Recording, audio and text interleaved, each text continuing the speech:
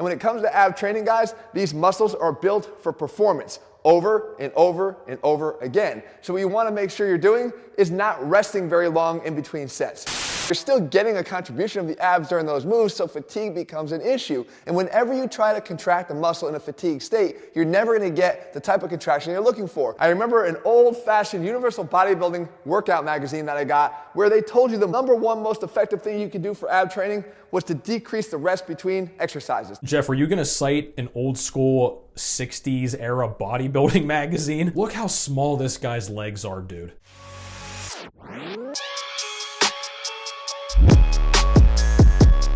Chest up, shoulders back. Today we're going to talk about one of the most infamous men in fitness, somebody I've roasted a lot in the past, Jeff Capelier, also known as Athlean X, aka Ablean X, aka Curling X. And guys, I don't want to turn this into simply a hate video. I know a lot of you guys watch Jeff.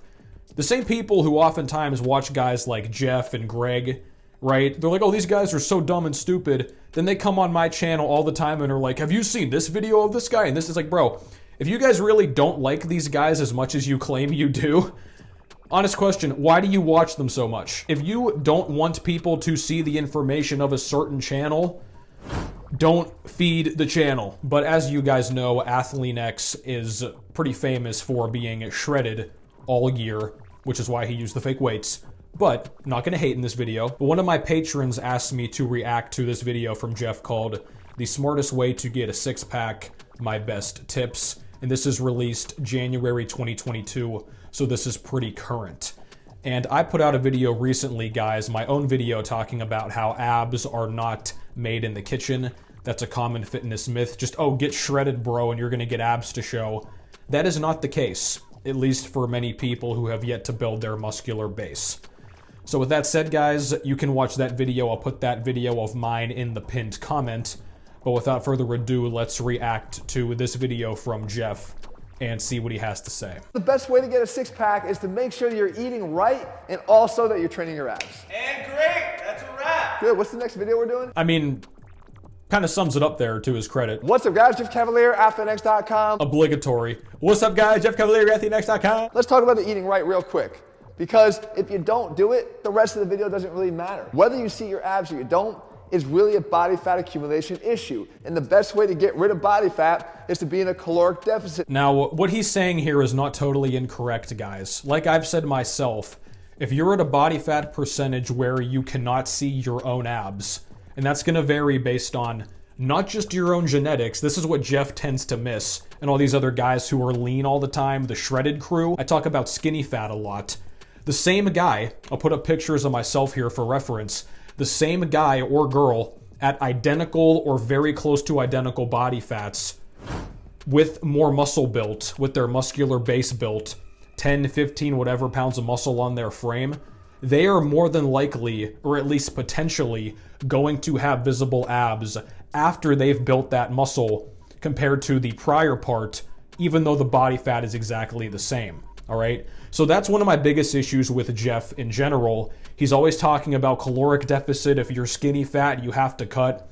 He's not completely wrong, because some people who are overweight and obese, medically speaking, of course you have to cut to trim down the body fat. Okay. But if you're somebody who's skinny now and you can't see your abs, you watch guys like Jeff, right? Oh, I have to cut. And then you're going to cut. And you're going to build zero muscle or snail's pace little engine that could muscle, then after 6 months or a year or 2 or 3, you're going to be like, how come the abs aren't here? Or how come I can just barely see the obliques a little bit? You have no muscle, bro. Abs are a muscle. Your abs are muscles too, and as I say all the time, all muscles matter. Greg and Jeff, Spider-Man pointing at each other, right? Oh, you're going to bulk and get so fat.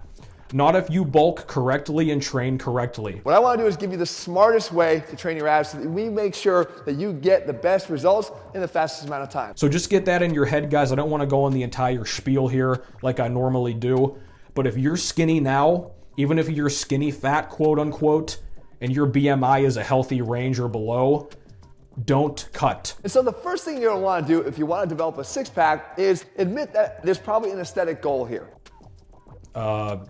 Pretty obvious, isn't it? If you're looking for six-pack abs, it's not just about their pure function, but really what they look like. Case in point, guys, if you want to look like Jeff does in these pictures here, and you currently look something like this, and you think you're gonna cut down and look like him, you're gonna have a bad time. Stop ignoring ab training. You see, thinking that training through your other lifts is enough because of the ancillary work that the abs get. Oh, there we go, Jeff, using some real weights on the squat with, what, 135 pounds? Wait, is he also breathing in before he goes down? When you think about the role that the abs play during these exercises, they really are playing just that bracing stabilization role that I mentioned. Look at that. Ticonderoga pencil, bro. This guy's got no back and no leg size to him. Jeff Cavalier probably weighs 160 pounds. We know that the abs have a function in actually producing movement, so we need to train them as well. If you want to get your abs to look the best they can, you're going to have to do some dedicated ab training. That is correct. Like I was saying, guys, the abs are a muscle. They still need to be directly targeted to grow to their fullest potential. It's like if somebody said, hey man, you know, I do pull-ups and rows for my biceps. They're gonna get as big as possible. They're not. They will grow, but you're gonna do curls, and you should be doing curls to get as big a biceps and as strong a biceps as possible. That means doing direct ab workouts. Now here's the good thing. We're only talking about 5, 6, 7, 8 minutes long in terms of these ab workouts. Well, in terms of the time effectiveness, yeah, ab training doesn't really take that long because it doesn't require a whole lot of weight, and it's more applicable for like supersets and shorter rest periods because of that. But these sort of workouts, guys, these follow along ones, a lot of people come online and just endlessly watch these, whether it's him or whether it's the women with Chloe Ting. They think they're gonna get these abs in 2 weeks, 3 weeks, 4 weeks, whatever it is. Some people even say like in 7 days or whatever, just because they do all these follow along workouts. So these aren't necessarily bad, but they lack specificity for the individual's training goals, and ultimately they're more gimmicky than actually effective in the long term, I think. The next thing I want you to consider is when you do your ab workouts, right? Because it matters. It matters a lot, actually. Is that a trap bar back there, Jeff? If you're just doing your ab workouts at the end of any workout you're doing right now, you're introducing a few big issues that are going to cause you to not get the results you're looking for. Number one, general fatigue. You're still getting a contribution of the abs during those moves, so fatigue becomes an issue. Whenever you try to contract a muscle in a fatigue state, you're never going to get the type of contraction you're looking for. Okay, so he just said you want to not do the abs directly at the end because they're going to be too fatigued because they've been previously worked on the bigger movements. That's his initial claim. Keep that in the back of your head, guys, because he's gonna say something soon that doesn't line up with what he just said. So you want to make sure you're prioritizing it. Even if we put it at the end of our workout, it's oftentimes the first thing to get cut, right? It is the afterthought of the workout. That is true for the most part, but if you are serious about it, you still are gonna do it. I've done that myself, guys, in the past. We probably all have. Oh, it's ab time, whatever. You just don't do it, or especially calves, that's a big one. If you just force yourself to do it, guys, you can still get effective results from it. So just because something's done at the end of the workout, inherently it's gonna be less important based on the order of the exercises, but once again, they don't need the strength progress, the progression schemes, the time in between. They don't need all of that stuff that the heavier compound movements do. So if the wife says, hey, you gotta get home early for dinner. Jeff, aren't you Sigma, bro? Honey, get home for dinner. No, I'm at the gym. Assert dominance, Jeff. So what I'm suggesting you do is take it and put it at a separate time during the day, preferably sometime before your workout or far enough removed from your workout that fatigue is no longer an issue. For me, it's about 10:30 p.m. at night. 10:30 p.m. at night, you're gonna do a 10-minute ab workout right before bed? That could potentially affect your sleep if you work out that close to before bed. I work out late at night after the kids go to bed, and then I give myself a break, up to almost an hour between the end of that workout and when I do my abs. He's just sitting here on his probably pretty expensive carpet, just doing ab training in the house. And again, we're only talking about 5, 6, 7, 8 minutes. That is a really short amount of time that you can dedicate at a separate time of the day that gets you in the habit of doing it consistently, because when you do it consistently, that's when the results are gonna come. That's not a bad point. I can see the validity of that for, like I said, abs and calves, the things that people really tend to skip. If you want to even do them every single day, right, the smaller muscles like that, even something like a lateral raise with just light dumbbells at home, What did Rich Piana used to call it? Feeder workouts. I can understand that. Once again, though, I don't think that's necessary. If you're disciplined enough to do it as part of your normal program, I don't think you have to be doing ab workouts at random hours of the day before work or when you come home or anything like that. Stop counting. So for the mathematically challenged out there, I'm gonna make your job a hell of a lot easier. Stop counting reps and make your reps count. Well, I mean, you could just do both. When it comes to the abs, there's a lot of muscles that tend to want to dominate. The hip flexors, namely. That's true. If you let them do the work for you on every single repetition, then you're not getting the benefits you think you're doing. Look how small this guy's legs are, dude. The pace also matters. How quickly are you doing every single rep? Because it's never about A to B when you're trying to do an ab exercise. It's about A to Z, and that means everything in between. B, C, D, E, F, G. It means starting from just below your chest and pulling that rib cage down and in, and then thinking about the shoulders and rolling them off of the mat, creating that spinal flexion that's necessary, that added benefit of that direct ab training where we include the functions of the abs beyond just that stabilization role that they play through the other big lifts. I think he just said like more or less the same thing, but that is true. Even if it is a smaller muscle like this, guys, don't just mindlessly rush through it. Be diligent and serious about your reps. Once again, that's what separates the people who actually enjoy training and are serious about results from the weekend warriors, the commercial gym schmucks. You come in, oh, I'm just doing it, then you leave, right? If you are serious, guys, I think inherently you will start to take your reps more seriously, for lack of a better term. It's hard to comprehend this as people who like the gym, but a lot of people, guys, exercise is a means to an end. It's just, oh, okay, I gotta get healthier, maybe build some muscle, rehab from an injury. Even if that's the only thing you're in the gym for, even if you hate the gym, think about time effectiveness. Your time in the gym is way better spent doing quality reps than doing a quantity of reps. So from this point, I agree with him. This is kind of a mixed bag. So you're doing your ab workouts at a separate time of the day, you're focusing on the quality, you're not counting anymore, but how long are you resting in between sets of the exercises that you're doing? Because that matters too. And when it comes to ab training, guys, these muscles are built for performance over and over and over again. So what you want to make sure you're doing is not resting very long in between sets. You're still getting a contribution of the abs during those moves, so fatigue becomes an issue. And whenever you try to contract a muscle in a fatigue state, you're never going to get the type of contraction you're looking for. I remember an old-fashioned universal bodybuilding workout magazine that I got where they told you the number one most effective thing you could do for ab training was to decrease the rest between exercises. I work out late at night after the kids go to bed, and then I give myself a break, up to almost an hour between the end of that workout and when I do my abs. But what we want to do is limit the rest. So instead of resting in between sets like you normally would, 90 seconds or 2 minutes between traditional exercises, try to find a way to either not rest at all or to keep those rest periods to a minimum. Okay, you remember what I said earlier? How he was saying, oh, you need to separate the ab training from the rest of the workout because the abs are going to be too fatigued and you want them to be totally fresh for the full contraction. What did he just say?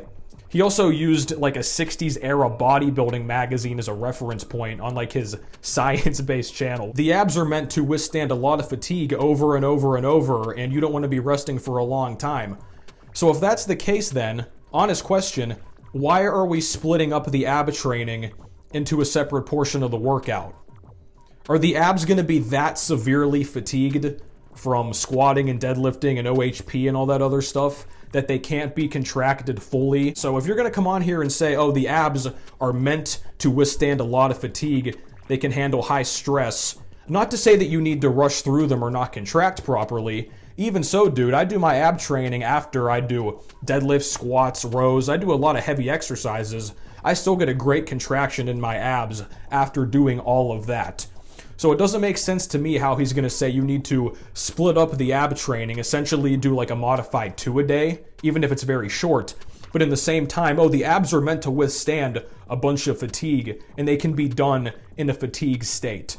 That to me doesn't make sense. 30 seconds or so max. If you do that, you keep that cumulative fatigue coming. So we can rest for 30 seconds max and get the maximum peak contraction of the abs and keep the form good, allegedly. It allows us to continue to pile on the tension and the stress to the abs. Even though earlier he said we have to break up the ab training before or significantly after the workout is finished. that gives us the results that we're looking for without necessarily dragging those workouts out too long. Again, 8 minutes max can get the job done. So 8 minutes at the end of like a typical upper or lower day or something, or a full body day, that's gonna really affect the quality of the ab training. But we want to have the cumulative fatigue. Jeff, what are you saying, bro? Now what do? Do you just simply finish your workout and leave? No. Just like any other muscle, it would benefit to stretch that muscle. And it's always best to stretch that muscle after you train it. So we're not impairing or interfering with the production of force that the muscle produces in the beginning of the workout. That is true. If you are going to stretch before the workout, you want to make it a dynamic stretch, which means that you're moving. A lot of people come in and they'll like sit there in a hamstring stretch and then they'll cross the body and they'll sit there. Static stretches like that, guys, meaning they stay in one place. If you are going to do them, they're better suited after the workout, if at all. If you do want to stretch beforehand, which a lot of people just do simple mobility drills like I do, that's really what dynamic stretching is at this point. People use it interchangeably with mobility drills. I would recommend that, but he is right here. The other way to do it is to simply lean over the back of a physio ball. And again, drop the hips down to separate the pelvis from the rib cage. This absolutely will stretch your abs. Quick note, guys, if you're somebody who gets like abdominal cramps or stomach cramps when you're about to work out or midway through the workout, I've done this with multiple clients, have them stretch out a little bit, maybe roll back and forth. It can absolutely help relieve like temporary pain in that area. Results not guaranteed though. All muscles matter. How you train them matters as well. If you're looking for that smart training approach. Okay, now he's gonna sell his programs. So all in all, guys, this video was hit and miss to me. He definitely made some good points. My two biggest issues are his obsession with the deficit. A lot of skinny guys, he never really specifies well, so they're gonna end up cutting or recomping endlessly and not build the muscle. And the second thing was that whole fatigue component. That made little to no sense to me. But not a terrible video. Jeff has way worse than this, evidently. But watch my ab video, it's much better than this one. So thank you guys for watching. Be sure to like, comment, subscribe. Tell me what you want to see next down below. Who should I react to next? Thank you as always to the Patreon supporters. And I will catch you guys next time.